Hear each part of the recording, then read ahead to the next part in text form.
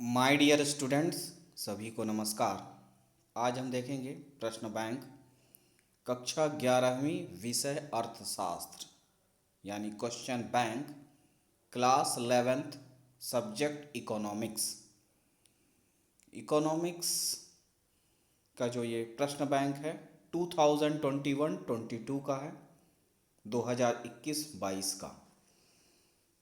ये अर्थशास्त्र जो सब्जेक्ट है कॉमर्स ग्रुप के लिए भी है और आर्ट ग्रुप के लिए भी है, कला संकाय के स्टूडेंटों के लिए और वाणिज्य संकाय के स्टूडेंटों के लिए है।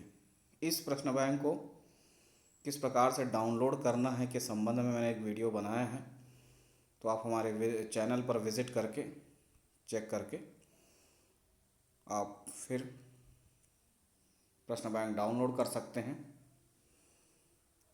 इस प्रश्न बैंक में सबसे पहले आपको मिलेगा ब्लूप्रिंट, कक्षा 11वीं विषय अर्थशास्त्र कला एवं वाणिज्य के लिए।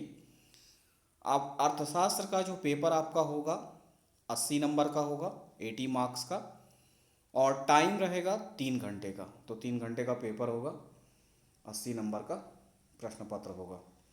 ब्लूप्रिंट में इस तरह से आप डिटेल देख सकते हैं। फिर इसके बाद आपको मिलेगा रिड्यूस्ड सिलेबस। आपकी जो 2 बुकें हैं, पहला है अर्थशास्त्र में सांख्यिकी और दूसरी बुक है आपकी भारतीय अर्थव्यवस्था का विकास। तो इन दोनों बुकों में से जो पाठ है वो कम किए गए हैं, ठीक है, आप देख सकते हैं। तो रिड्यूस्ड सिलेबस है इस साल के लिए। फिर इसके बाद आते हैं अध्याय 1 भाग 1 पे। जो फर्स्ट बुक है आपकी उसमें से यूनिट फर्स्ट है सांख्यिकी और अर्थशास्त्र का परिचय। ये आपकी जो फर्स्ट बुक है वो है स्टैटिस्टिक्स फॉर इकोनॉमिक्स के जो पार्ट हैं उसमें से है। तो इस यूनिट से टोटल 4 मार्क्स का क्वेश्चन आएगा, 4 नंबर का। 1 नंबर के क्वेश्चन आएंगे और 2 नंबर के क्वेश्चन आएंगे, ठीक है। इसमें आप देख सकते हैं सही विकल्प चुनिए, ऑब्जेक्टिव टाइप क्वेश्चन होते हैं। कुछ मैं पढ़ता हूँ, बाकी आप देखिएगा। निम्नलिखित में से कौन आर्थिक गतिविधि में संलग्न है? ऑप्शन दिए हैं, जो सही है आपको सेलेक्ट करके लिखना है। एक आर्थिक समस्या उत्पन्न होती है क्योंकि, इस तरह से ऑप्शंस है। चूज द राइट ऑप्शन के क्वेश्चन है। फिर आपको मिलेंगे क्वेश्चन खाली स्थान भरो। खाली स्थान भरो फिल इन द ब्लैंक्स के हैं, इस तरह से आप क्वेश्चन आप देख सकते हैं। फिर उसके बाद आपको जोड़ी मिलान करें यानी मैच द कॉलम्स के क्वेश्चंस मिलेंगे, तो आप देख सकते हैं। फिर उसके बाद आपको एक वाक्य में उत्तर दें, 1 वर्ड आंसर, ठीक है। ये भी 1 नंबर के क्वेश्चन होते हैं। जैसे है अर्थशास्त्र जीवन के सामान्य व्यवसाय में मानव जाति का अध्ययन है, यह परिभाषा किसके द्वारा दी गई है, ठीक है। इस तरह से एक वाक्य में उत्तर दे क्वेश्चन है। फिर 2 अंक के क्वेश्चन है। अर्थशास्त्र से आप क्या समझते हैं, आर्थिक डेटा क्या है, उपभोक्ता से आप क्या समझते हैं, सांख्यिकी क्या है, सांख्यिकी के कोई 2 कार्य लिखिए, बचत क्या है। फिर आते हैं यूनिट 2 पे, डेटा का संग्रह। इस यूनिट से टोटल 10 नंबर का क्वेश्चन आएगा।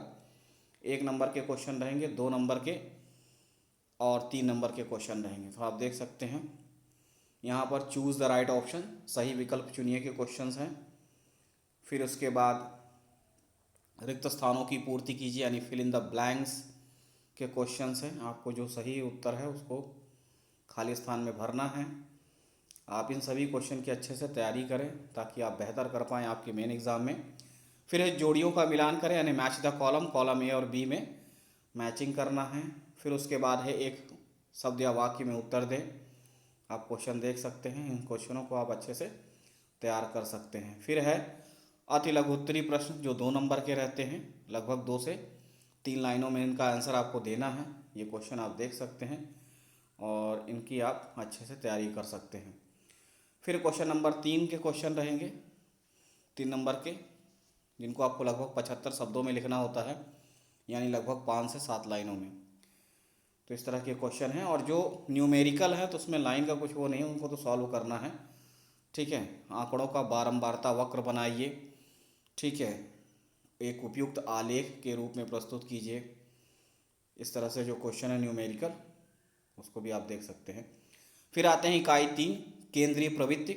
इस यूनिट से कुल 10 नंबर का क्वेश्चन पूछा जाएगा और इसमें जिस प्रकार से है, सही विकल्प चुनिए यानी चूज द राइट ऑप्शन के क्वेश्चंस हैं। ये सभी 1 नंबर के रहेंगे। ऑब्जेक्टिव टाइप यानी वस्तुनिष्ठ प्रकार के प्रश्न हैं। फिर इसमें खाली स्थान भरो, फिल इन द ब्लैंक्स के क्वेश्चन हैं, आप देख सकते हैं। इन सभी को आप अच्छे से तैयार करें। फिर है सही या गलत में चिन्हित करें, ट्रू और फॉल्स के क्वेश्चन हैं, सत्य सत्य बताइए। फिर जोड़ी मिलान करें, इस तरह के क्वेश्चन हैं। एक वाक्य या शब्द में उत्तर दीजिए, इस तरह के भी जो है क्वेश्चन आप देख सकते हैं। सभी को आप तैयार कर सकते हैं अच्छे से।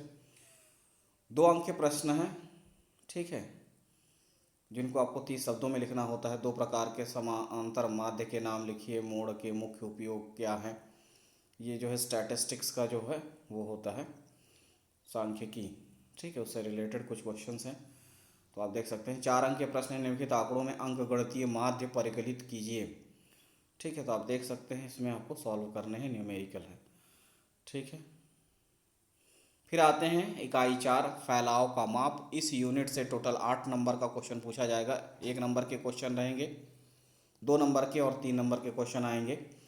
तो आप 1 नंबर के क्वेश्चन तो सभी में आपको मिलेंगे। ऑब्जेक्टिव टाइप क्वेश्चन तो आपको लगभग सब चैप्टर से मिलेंगे, किसी 1-2 को छोड़ के, बाकी सभी में आपको ऑब्जेक्टिव मिलेंगे। तो आप देख सकते हैं, सही विकल्प चुनें। इस तरह के क्वेश्चन इस पार्ट से बनते हैं, इन सबको आप अच्छे से तैयार कर सकते हैं। फिर है रिक्त स्थानों की पूर्ति करिए, फिल इन द ब्लैंक्स के क्वेश्चंस हैं। फिर उसके बाद आपको एक वाक्य में उत्तर दें, परिक्षेपण क्या है। ठीक है, मानक विचलन को परिभाषित कीजिए। कुछ मैं पढ़ता हूँ, बाकी आप इस पर देख सकते हैं। दीर्घोत्तरीय प्रश्न हैं, इनको सॉल्व करना होता है। ठीक है, तो ये 3 नंबर के या 4 नंबर के क्वेश्चन होते हैं। जो मानक विचलन की गणना कीजिए, ठीक है, मानक विचलन का पता लगाइए। ठीक है, इस तरह से है। फिर उसके बाद आते हैं इकाई 5। इकाई 5 जो है सहसंबंध सूचकांक। इस यूनिट से टोटल 8 नंबर का क्वेश्चन आएगा। 1 नंबर के क्वेश्चन आएंगे, 2 नंबर के और 3 नंबर के क्वेश्चन आएंगे। अब इसमें सही विकल्प चुनिए, 1 नंबर के क्वेश्चन हैं। फिर उसके बाद आपको इसमें फिल इन द ब्लैंक्स के भी क्वेश्चंस आपको मिलेंगे, खाली स्थान भरिए। ये भी 1 नंबर के क्वेश्चन होते हैं। इन सभी को आप अच्छे से तैयार कर सकते हैं। सही या गलत के रूप में चिन्हित करें, सत्य असत्य बताइए के क्वेश्चन हैं। फिर एक वाक्य में उत्तर दें, उस तरह के भी क्वेश्चंस हैं, सभी को आप देख सकते हैं। और फिर 4 अंक के प्रश्न रहेंगे, लगभग उनको 120 शब्दों में लिखना होता है। लगभग 10 लाइनों में आप समझें, आप लिख सकते हैं इसको। जो न्यूमेरिकल है उनमें कोई वो नहीं है, वो तो आपको सॉल्व करने हैं। फिर आते हैं भाग 2। भाग 2 जो है आपकी सेकंड बुक से, तो उसमें देख सकते हैं यूनिट 6 में है विकास, नीतियाँ और अनुभव। ठीक है, इस यूनिट से टोटल 12 नंबर का क्वेश्चन आएगा, जिसमें से 1 नंबर के क्वेश्चन, 2 नंबर के क्वेश्चन और 4 नंबर के क्वेश्चन आएंगे। सही विकल्प चुनिए, ऑब्जेक्टिव टाइप है, 1 नंबर के क्वेश्चन हैं। फिर उसके बाद जो है रिक्त स्थान भरो यानी फिल इन द ब्लैंक्स के क्वेश्चंस आपको मिलेंगे। फिल इन द ब्लैंक्स के बाद सही या गलत के रूप में चिन्हित करें, सत्य असत्य बताइए के क्वेश्चंस हैं। जोड़ियों का मिलान करें यानी मैच द कॉलम्स के हैं। मैच द कॉलम्स के बाद एक वाक्य में उत्तर दें, 1 वर्ड आंसर है। फिर है 2 अंक के क्वेश्चन, ठीक है, एक योजना परिभाषित करें, भारत ने योजना बनाने का विकल्प क्यों चुना। इस तरह के जो क्वेश्चन हैं आप सभी को तैयार कर सकते हैं, ताकि आने वाले आपके मेन एग्ज़ाम में आप बेहतर तैयारी कर पाएँ। 4 अंक के प्रश्न हैं, आप देख सकते हैं। फिर इसके बाद है इकाई ये 7 यानी यूनिट 7, आर्थिक सुधार। इस चैप्टर से टोटल 7 नंबर के क्वेश्चन आएंगे। 1 नंबर के क्वेश्चन और 4 नंबर के क्वेश्चन आएंगे इस यूनिट से। तो 1 नंबर के क्वेश्चन हैं वस्तुनिष्ठ प्रकार के, ऑब्जेक्टिव टाइप, सही विकल्प चुनिए। भारत में आर्थिक सुधारों की वर्ष में शुरू किए गए थे।